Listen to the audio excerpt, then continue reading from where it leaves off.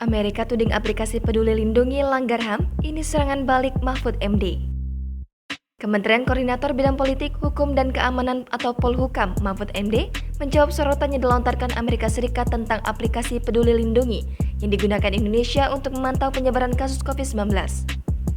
Pasalnya, menurut Amerika Serikat, aplikasi Peduli Lindungi yang digunakan Indonesia saat ini diduga telah melanggar hak asasi manusia, yakni pelanggaran terkait privasi seseorang.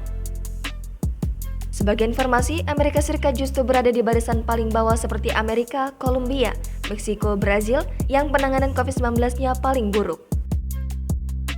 Apalagi pelanggaran HAM yang dimaksudkan Amerika Serikat itu kan catatan berdasarkan laporan-laporan yang tidak disebutkan sumbernya. Laporan-laporan itu, lanjut Mahfud MD, adalah hal yang biasa dan sering terjadi. Hanya saja laporan seperti itu belum tentu benar adanya. Terkait dari pihak PBB untuk melakukan investigasi ke Indonesia, Mahfud mengatakan hal itu tersebut tidak benar. Pemerintah Indonesia diminta memberikan tanggapan serius atas tuduhan Kementerian Luar Negeri Amerika Serikat terkait adanya dugaan pelanggaran HAM dalam aplikasi Peduli Lindungi. Anggota Komisi 9 DPR RI fraksi PAN Saleh Partaonan Daulay menilai tuduhan tersebut sangat merugikan nama baik Indonesia di pentas global. Apalagi Indonesia saat ini sangat serius menangani pemutusan mata rantai penyebaran virus COVID-19.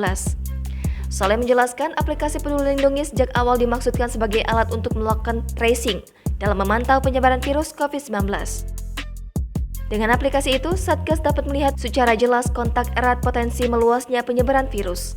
Dari pantauan itu, lalu kemudian Satgas melakukan antisipasi sesuai dengan langkah-langkah yang diperlukan.